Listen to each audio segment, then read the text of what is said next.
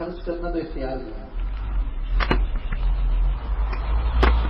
خرچ کرنا اختیار میں، تو اس کی تو کوشش کریں کہ خرچ کو کنٹرول میں رکھیں، لیکن آمدنی تو اختیار میں نہیں، صرف اس کی کوشش اختیار میں، وہ تو میں کر رہا ہوں، آمدنی تو اختیار میں، کوشش اختیار میں، تمہیں جو کوشش ہے بس وہ کر لی نا، باقی تو رزق اللہ کے اختیار میں۔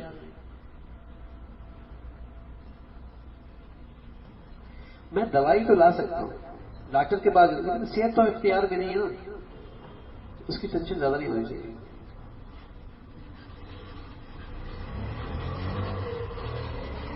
زندگی کا آسان اصول اور زندگی آسان بنانے کے لیے ایک اصول ہے، قاعدہ کلیہ ہے کہ جو چیز اختیار میں ہے اس کی تو کوشش کی جائے، اور جو چیز اختیار ہی میں نہیں ہے، اب بیٹا ہی ہو اختیار میں، شادی کر لی نا، تعلق ہو گیا، زوجیت کی زندگی گزر رہی ہے، یہ اختیار میں، باقی تو اللہ کے اختیار میں، اللہ تعالیٰ کے اختیار میں۔ تو جو چیز اختیار میں ہے اس کی کوشش کی جائے، اور جو غیر اختیاری ہے اس کی قصد بھی نہ کرے، کوشش بھی نہ کرے۔ جتنے اسباب اختیار میں ہیں، وسائل اختیار میں، وہ اختیار کر کے بس کر رہے۔ فرمایا زندگی کا یہ آسان اصول ہے، اس سے طبیعت میں دل جمی رہتی ہے۔ پریشانی پہ وہی مضر ہے جو اپنے اختیار سے لائی جائے، جس پریشانی میں اپنے اختیار کو دخل نہیں، وہ ذرا بھی مضر نہیں بلکہ مفید۔ پریشانی میں وہی مضر ہے جو اختیار سے آئے، جو غیر اختیاری پریشانی آ گئی، اللہ حفاظت فرما، جانا کسی کا حادثہ ہو گیا، اختیار میں تھا، اب پریشانی لائے گا، اب یہ مضر نہیں ہے بلکہ اس پر انعام ملے گا اگر اللہ کے فیصلے پہ راضی ہو۔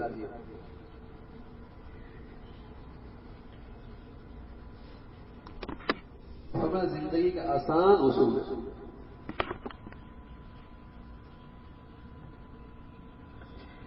فرمایا کہ ایمان پر خاتمہ ہو جائے، چاہے ادنا درجے کا ایمان صحیح، بڑی دولت ہے۔ پھر خوف کے لہجے میں فرمایا اللہ کے سپرد ہے، بدون اس کے فضل سے کچھ نہیں ہو سکتا۔ سبحان اللہ، بس اللہ ہی اپنا فضل فرما دے بھائی کہ خاتمہ ایمان پہ ہو، اس کی مہربانی ہو جائے، اس کا کرم ہو جائے،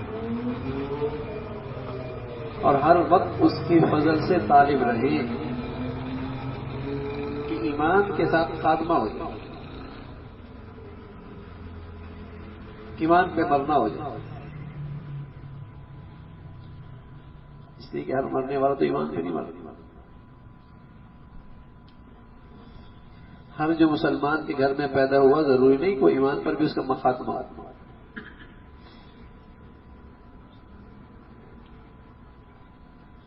اور نفع کتنا ہے اس کا، اس ایمان کے خاتمے کا، سبحان اللہ، نہ ختم ہونے والا نفع ہے اور نہ ختم ہونے والی نعمت ہے۔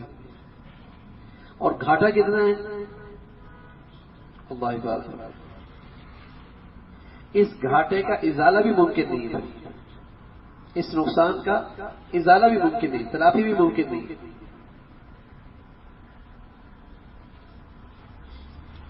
نہیں ہے نا، یہ تو گزر جائے گی میاں، 30 سال ہے نا، باقی 30 سال اور رہ گئے، 40 سال ہو گئی، پیچھے کتنی رہ گئی، 60 سال ہو گئی، پیچھے کتنے رہ گئی، یہ گزر جائے گی، لیکن پھر گزر کے کہاں جائیں گے، وہ تو نہیں گزرے گی، یہ تو گزر جائے گی۔ 30 سال ہو گئے، 30 سال رہ گئے ہوں گے، 60 سال ہو گئے، پیچھے کتنے رہ گئے، کسی کے 50 سال ہو گئے، پیچھے کتنے رہ گئے، تو یہ تو گزر جائے گی، روکھے سوکھے دائیں بائیں اٹھتے بیٹھتے گزر جائے گی، لیکن وہ نہیں گزرے گی۔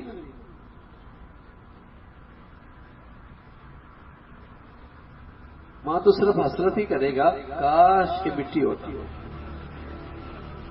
کاش کے نام و نشان مٹ جاتا، لیکن وہاں حسرت کام تھوڑی آئے گی، وہاں تو افسوس کام نہیں آئے گی۔ فرمایا یہ اللہ کا فضل ہی ہو سکتا ہے کہ خاتمہ ایمان پہ ہو. اپنی طرف سے کوشش کرتے رہیں، اللہ کا فضل مانگتے رہیں، اللہ سے فضل مانگتے رہا کریں اور اپنی سی کوشش کرتے رہا کریں کہ جب آدمی صحت میں اور جیتے میں اور سوتے میں اٹھتے بیٹھتے میں اپنی اللہ کی فرما برداری پہ رہے گا اور مانگتا بھی رہے گا تو امید ہے اللہ کا فضل فرما دے، اللہ اپنا فضل فرما دے کہ خاتمہ اچھا ہو. فرمایا نالائق اولاد کی مثال ایسی ہے جیسے زائد انگلی نکل آتی ہے، اگر رکھا جائے تو عیب، کاٹا جائے تو تکلیف.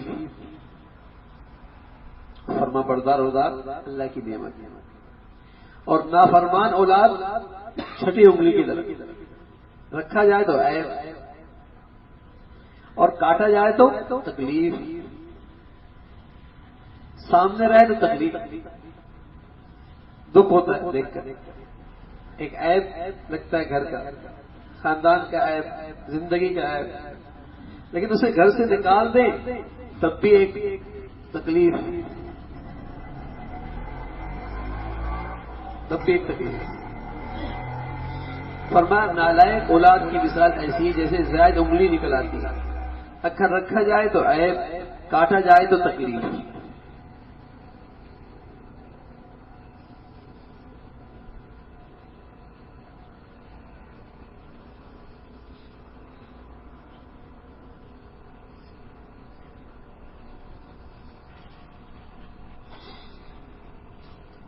فرمایا دین کی حفاظت کے لیے آج کل یہ ضروری ہے کہ مسلمان اپنے پاس کچھ رقم جمع بھی رکھے.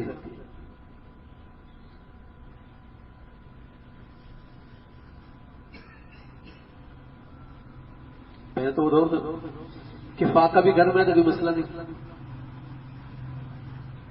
اور سب گھر کے لوگوں کا حال یہ نا کہ سب اسے اندر پریشانی سے برداشت کر لیا کرتے ہیں، صبر کر لیا کرتے ہیں. لیکن بتائیے اب کسی گھر میں اللہ نہ کرے اگر فاقہ آ جائے کوئی اکیلا ہی رہ جائے گا، باقی سب بھاگ جائے گا.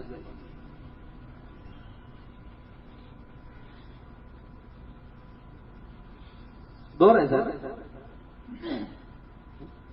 تو کچھ نہ کچھ رکھا جائے تاکہ ضرورت کے وقت وہ کام آئے، مشکل گھڑی میں کسی کے سامنے ہاتھ نہ پھیلانا پڑے. زندگی کنات کی رکھے، سادگی کی رکھے،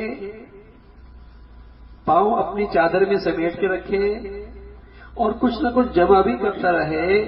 کسی ازمائش کی گھڑی میں اسے خرچ کرنا اور اس کی ضرورت پوری کرنا آسان ہوگا.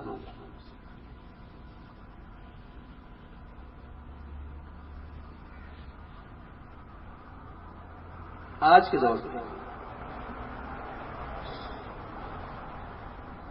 دین کی حفاظت کے لیے آج کل یہ ضروری ہے کہ مسلمان اپنے پاس کچھ جمع رکھے دین کی حفاظت کے لیے. آپ دیکھتے جس دن اچھی دہاڑی لگ جاتی ہے نماز کے اندر بھی بڑا خوشی ہوتا ہے، عبادت میں بھی بڑا مزہ آ رہا ہوتا ہے. اور جس دن حالت پتلی ہو کسی چیز میں مزہ نہیں آ رہا ہوتا تو تھوڑے سے پیسے محفوظ ہوں تاکہ دل جمی رہے.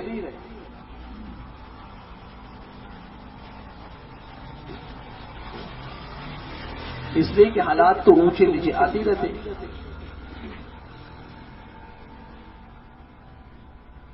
اس لیے ہمارے دین کا ایک بہت بڑا اصول ہے الاقتصاد نصف المعیشہ،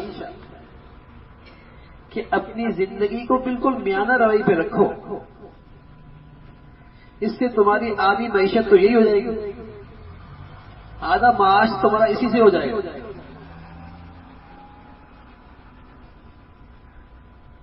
آدھا معاش کا انتظام تو تمہارا اسی سے ہو جائے گا.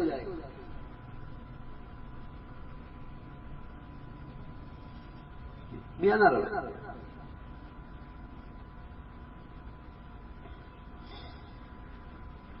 لیکن یہ باتیں ظاہر آہستہ آہستہ پورے گھر کے ماحول کے اندر آئیں گی تو بات قابو میں آئے گی نا. صرف مرد کو سمجھ آنے سے تو بات بنے گی نہیں. یہ اس فضا پر پورا گھر آئے گا تب بات بنے گی نا بھائی، ورنہ تو مشکل ہو جائے گا، ورنہ تو جھگڑے شروع ہو جائیں گے، ورنہ تو ماحول میں تنگی محسوس کی جائے گی۔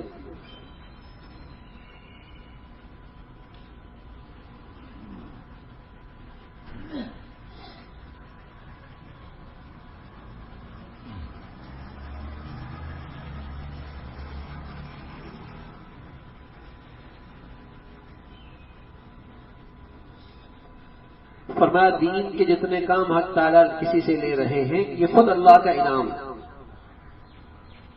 انعام پر اور انعام مانگنا کیا مانگنا؟ کسی کو اللہ رب العزت کسی سے کوئی چھوٹا سا چھوٹا بھی دین کا کام لے رہا ہے تو یہ خود انعام ہے۔ اب اس انعام پر انعام مانگنا کیا مانگنا؟ لیکن اللہ تعالیٰ کی عجیب شان ہے، انعام لینے کے بعد مزید انعام دیتے، اجر و ثواب۔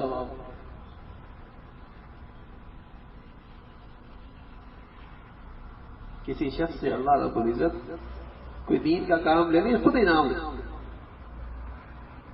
اور یہ خود اس کی بڑی مہربانی ہے۔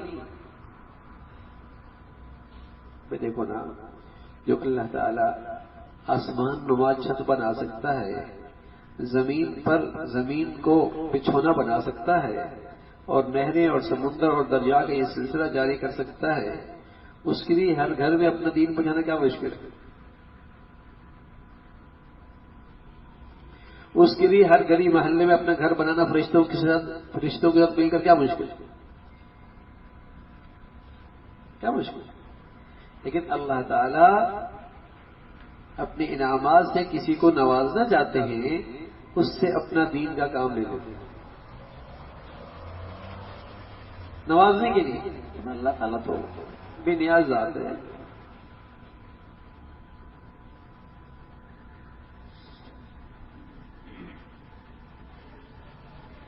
ایک صاحب کا خط آیا، لکھا کہ معمولات سب جاری ہیں لیکن حالت بدستور، ترقی کچھ نہیں۔ جو معمولات ہیں وہ تو کر رہا لیکن ترقی نہیں ہو رہی۔ اب دونوں وقت کھانا ملے اور صحت بحال رہے، ترقی نہ ہو تو کیا یہ نعمت کم ہے؟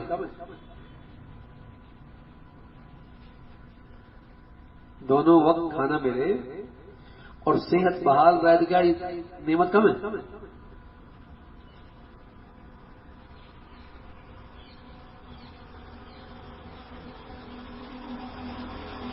اگر دونوں وقت کھانا ملے اور صحت بحال رہے یہ نعمت کم ہے؟ تو اگر معمولات جاری ہیں اور تمہیں ترقی محسوس نہیں ہو رہی، اور یہ جو معمولات کی توفیق ہو رہی ہے بھی تو صحت کی علامت ہے، ایمانی لحاظ سے، تو کیا یہ نعمت کم ہے؟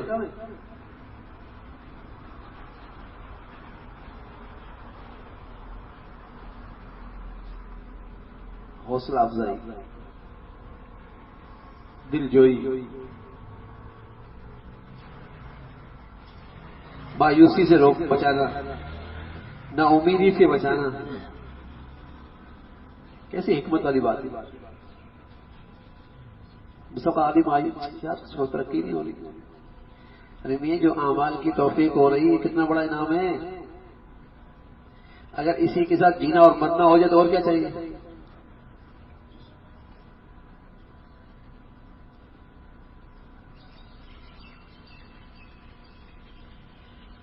لیکن آپ نے لکھا معمولات سب جاری ہے لیکن حالت بدستور، ترقی کچھ نہیں۔ اگر دونوں وقت کھانا ملے اور صحت بحال ہے تو وہ ترقی نہ ہو تو کیا یہ نعمت نہیں؟ ایک صاحب نے لکھا صرف عادت کے طور پر عبادت کرتا ہوں، حاصل کچھ نہیں۔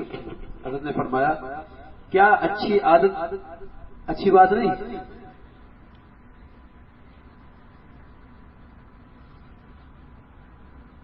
کیا اچھی عادت بھی اچھی بات نہیں؟ کیا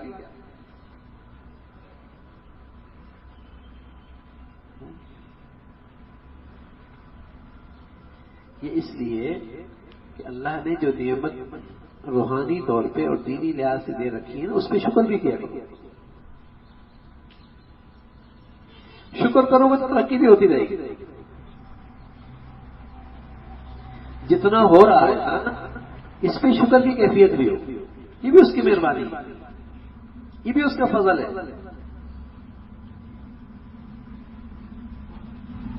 اس پہ بھی شکر کیا کرو.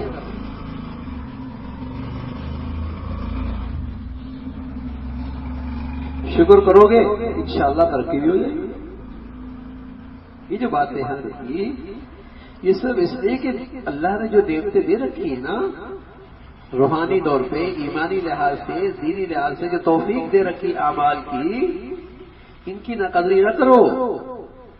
یہ بھی اللہ کی بڑی نعمتیں، یہ بھی اللہ کی عطا ہے، اس پہ بھی شکر کرو. ہاں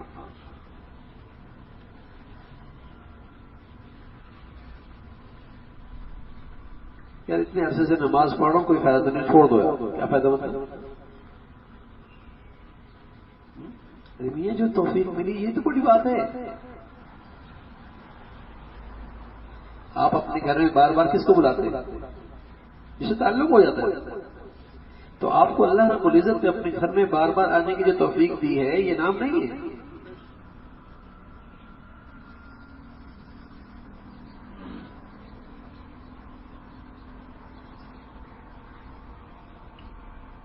تو حاصل یہ ہے کہ جو اللہ نے دے رکھا ہے نا، ایمانی لحاظ سے، دینی لحاظ سے جو کیفیت نصیب کر رکھی ہے، جو اعمال عطا فرما رکھے ہیں، اس پر بھی شکر، اس پہ بھی شکر، اور اس کی قدر کی جائے، اور ان اعمال کو قدر کی نظر سے دیکھا جائے.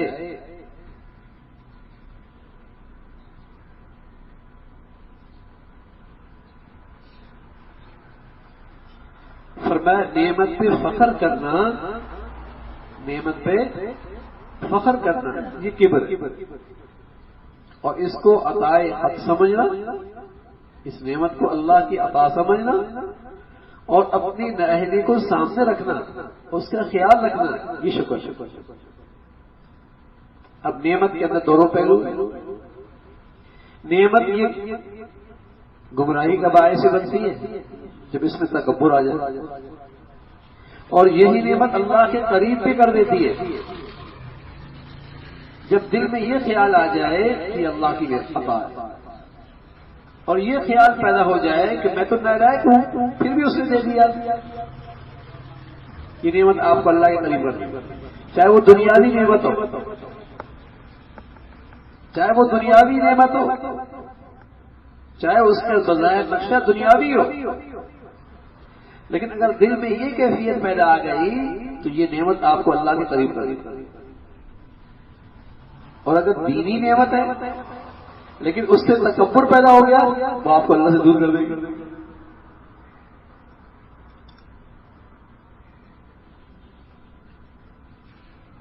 وہ اللہ سے دور کر دے گی. تو دنیاوی نعمت ہو، دینی نعمت ہو، اور یہ خیال آ جائے کہ میں نالائق ہوں، اللہ کا فضل ہو گیا، تو یہ نعمت آپ کو اللہ کے قریب کر دے گی.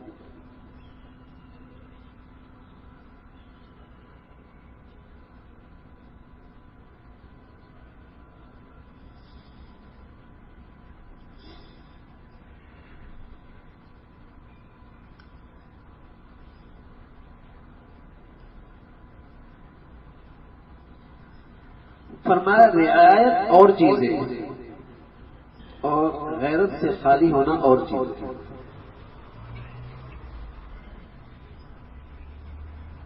دبنا اور چیزیں، رعایت اور چیزیں، دبنا اور چیزیں اور رعایت اور چیزیں. استاد کو شاگرد سے دبے، خامد ہو کر بیوی سے دبے،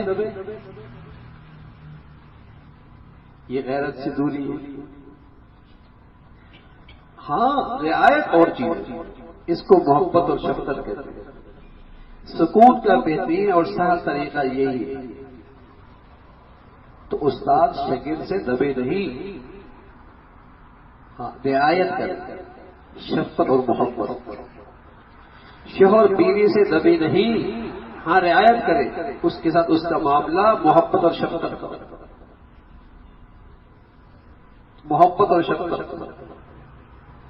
ماتحسو سے دبنا نظام خراب ہو جائے گا. کمزوروں کے ساتھ شفقت کا معاملہ کرنا یہ بہادری ہے، یہ شجاعت ہے۔ کمزوروں کے ساتھ شفقت اور رعایت کرنا یہ بہادری ہے، یہ اعلیٰ اخلاق ہے۔ دبنا نہیں، شفقت ہو تو نظام ٹھیک رہے گا، اگر دب گئے تو نظام ہی خراب ہو جائے گا، پھر تو نظام ہی خراب ہو جائے گا، گھر کا بھی نظام خراب ہو جائے گا اور درسگاہ کا نظام بھی خراب ہو جائے گا۔ شفقت اور رعایت ہوگی تو آپ کے اخلاق سے وہاں تعمیر ہوگی، تخریب نہیں ہوگی۔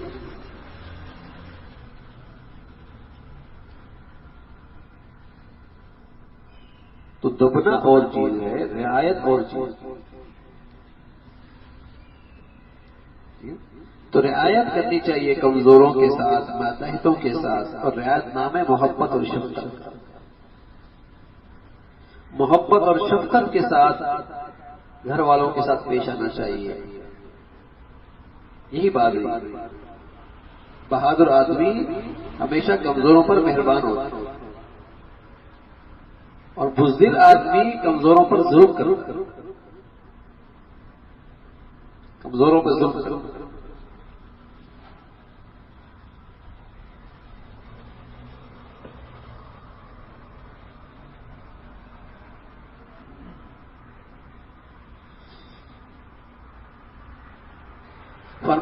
فرمایا کہ اعمال میں کوتاہی کی وجہ آخرت پر اعتماد کا نہ ہونا۔ اعمال میں کوتاہی کیا ہوتی ہے؟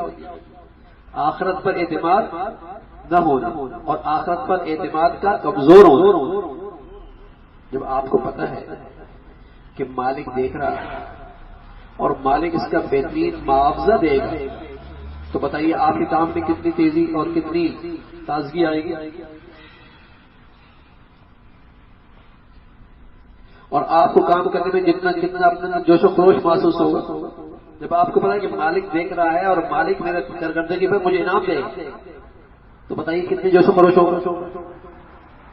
تو اگر آخرت پر اعتماد ہو اور یہ بات یقینی ہو کہ اللہ رب العزت مجھے دیکھ رہا ہے اور مجھے اس پر انعام دے گا، تو پھر آپ کے اعمال میں جوش و خروش ہو، پھر آپ کو عبادات میں ذوق و شوق نصیب ہو۔ اور جب آخرت پر اعتماد میں کمزوری آ جاتی ہے تو اعمال میں کمزوری آ جاتی ہے کہ ملنا ہی کیا ہے، ہونا ہی کیا ہے، اس سے نفع کون سا ہونا ہے۔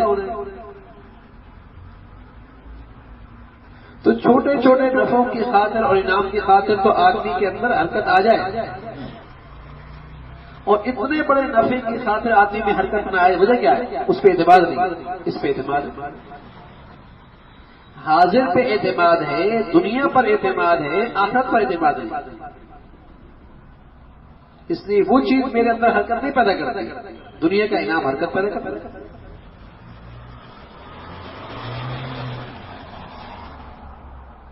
یہ جو اعمال میں سستی ہوتی ہے نا، مجھے یہی ہے، کہتے تو ہیں مرنا ہے لیکن اعتماد نہیں، ورنہ مرنے والے ایسا نہیں کرتے بھائی۔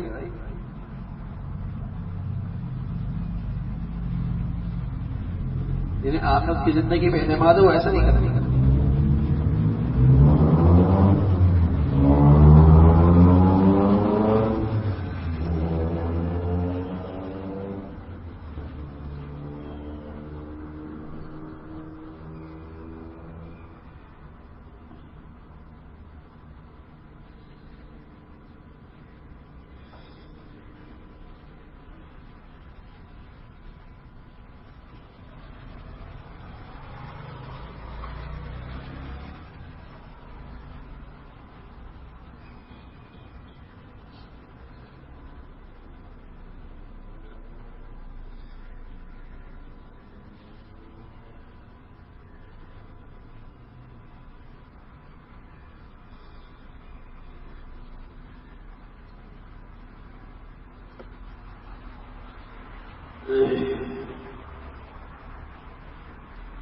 فرمایا کسب دنیا حرام نہیں، دنیا کمانا حرام نہیں،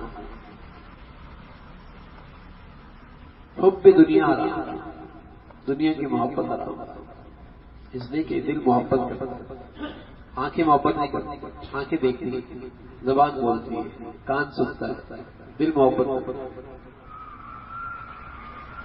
تو یہ دل اللہ کی محبت کے لیے ہونا چاہیے، اللہ کے رسول کی محبت کے لیے ہونا چاہیے، یہ دل دنیا کی محبت کے لیے نہیں۔ فرمایا دنیا کمانا برا نہیں، لیکن دنیا کی محبت صحیح، روپیہ کمانے کی ممانت نہیں، اس میں کھپ جانے کی ممانت۔ مال کمانا برا نہیں، لیکن اس میں کھپ جانا اور اسی کی فکر ہر عمر اپنے اوپر سوار رکھنا، یہ برا۔ اگر گھی دودھ اغذیہ چھوڑ دی جائے تو دماغ میں خشکی آئے گی، اگر گھی دودھ اغذیہ وغیرہ چھوڑ دی جائے تو دماغ میں خشکی آئے گی اور کوئی کام اس سے نہ ہو سکے گا۔ اگر دماغ کی حفاظت کرو گے تو سب کام ہو سکے گا۔ نفس کو کھلا پلا کر سے سرکاری کام لو، نفس بطور مزدور کے لیے، یہ دماغ سرکاری مشین ہے، اس لیے اس کے لیے کچھ نہ کچھ انتظام کرو، کیونکہ یہ سب سے کام لینا ہے، کس چیز کا؟ اللہ کی بندگی۔ اس لیے اس کو راحت بھی دیتے ہیں، اس کو آرام بھی دیتے ہیں، اس کو سلاتے بھی ہیں، اس کو اچھا کھلاتے بھی ہیں، کیوں؟ اس مزدور سے کام لینا۔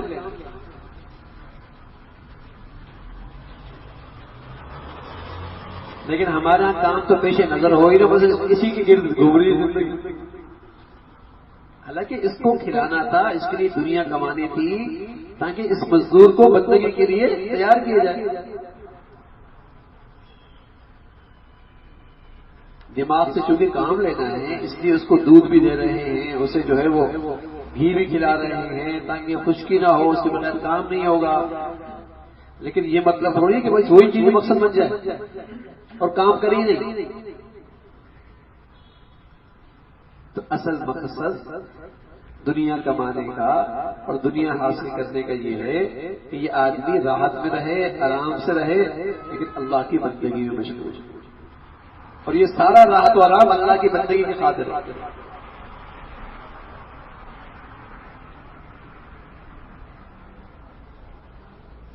اس لیے حضور علیہ الصلوۃ والسلام فرمایا کرتے تھے ان لنفسک علیک حقا، اور فرماتے تھے کبھی مسلمان کمزور مسلمان سے بہتر ہے، یعنی ظاہری قوی بھی ہو کر دوسروں کی مدد کر سکے، باطن بھی کبھی کر سکے۔ اس لیے کہا کہ صحت مند آدمی، قوی آدمی کمزور سے بہتر ہے، تاکہ اس کی طاقت اللہ کی بندگی میں صرف ہو۔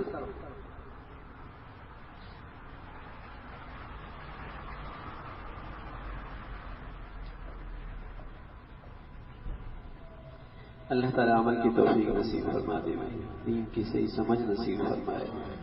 یہ باتیں پڑھنے سے یہ ہوتا ہے کہ ہمیں اپنی دینی زندگی کا آئینہ نظر آئے، دینی زندگی کا آئینہ نظر آتا ہے کہ ہم کہاں کھڑے ہیں اور ہم نے کہاں پہنچنا ہے اور ہم کن کن کمزوریوں میں مبتلا ہیں، اور اللہ رب العزت نے جو نعمتیں دے رکھی ہیں اس کا تقاضا کیا ہے۔ تو جب آدمی ایسی باتیں سنتا ہے، ایسے ماحولوں میں آتا ہے، تو پھر اللہ تعالیٰ کی سنت ہے عمل کی بھی توفیق ہو جاتی ہے، پھر اللہ تعالیٰ عمل کی بھی توفیق نصیب فرما دیتے ہیں، اور آدمی عزم بھی کرتا ہے، کوشش بھی شروع کر دیتا ہے۔ اور جب ایسی باتیں سنی نہیں، ماحول ہی نہیں ملتا، تو آدمی جس زندگی میں زندگی گزر رہی ہوتی ہے اسی پر مطمئن ہوتا ہے، اسی پر مطمئن ہوتا ہے۔ اللہ تعالیٰ کا فضل ہے کہ اللہ رب العزت نے ہمیں ایسے ماحول عطا فرمائے، اور ایسی اسے کہیں کہ صحبت عطا فرمائی، جس سے ہمیں اپنے بڑوں کی زندگیاں جو اللہ کے یہاں مقبول لوگ تھے ان کی زندگیاں سامنے آتی ہیں۔ اللهم لك الحمد كله ولك الشكر كله، اللهم لك الحمد كله ولك الشكر كله، اللهم أعنا على ذكرك وشكرك وحسن عبادتك، اللهم أعنا على ذكرك وشكرك وحسن عبادتك۔ یا ارحم الراحمین، ہم سبھی کو اپنی رضا والی زندگی نصیب فرما، ایمان کی زندگی عطا فرما، تقوی کی زندگی عطا فرما، دین کا صحیح سمجھ نصیب فرما۔ تقوی اور پرہیزگاری عطا فرما، اچھے اخلاق نصیب فرما، لقمہ حلال نصیب فرما، برکت والی زندگی، برکت والی روزی نصیب فرما، ہماری زندگی میں، صحت میں، رزق میں برکت عطا فرما، معذوری سے، محتاجی سے، موذی امراض سے ہمیشہ محفوظ فرما، یا ارحم الراحمین عافیت والی زندگی عطا فرما، روحانی جسمانی صحت عطا فرما، ظاہری باطنی بیماریوں سے محفوظ فرما، دنیا آخرت میں کامیابی عطا فرما، ازمائشوں سے، موذی امراض سے، بری زندگی سے محفوظ فرما، یا ارحم الراحمین ہر آنے والا دن ایمان صحت کے لحاظ، عافیت کے لحاظ سے بڑھیا نصیب فرما، ہر آنے والا دن ایمان عافیت کے لحاظ سے بڑھیا نصیب فرما، نعمتوں کے بعد محرومی سے محفوظ فرما، یا ارحم الراحمین ہمیں اپنے گھروں میں، ہم اپنے اولادوں میں ہمیشہ راحت نصیب فرما، ہمیشہ ایمان کی خوشبو نصیب فرما، ہمیشہ ایمان والی زندگی کا ماحول عطا فرما، برے ماحول سے، برے دوستوں سے، بری زندگی سے محفوظ فرما، مولا ساری امت کے حال پہ رحم فرما، ساری امت کے حال پہ رحم فرما، تمام مسلمانوں کو ایمان اسلام پر بھائی چارہ نصیب فرما، اخوت اسلامی کو زندہ فرما، عصبیت کی گندگیوں سے ہمارے دلوں کو پاک فرما، رنگ، نسل، وطن، علاقے، برادری اور جتنی زبانوں کی بنیاد پر نفرتوں کے بیج ہیں، ان سب سے ہم سب کی حفاظت فرما، ان ساری گندگیوں سے اس امت کی حفاظت فرما، مسلمانوں میں ایمانی اسلامی اخوت کی تازگی عطا فرما، یا ارحم الراحمین اپنے فضل سے، اپنے کرم سے، اپنی ذات کی خاطر اور اپنی ذات کے لیے دوسروں سے محبت نصیب فرما، اور دوسروں سے تعلق کی بنیاد اپنی رضا بنا، وصلی اللہ علی سیدنا محمد وعلی آلہ واصحابہ اجمعین۔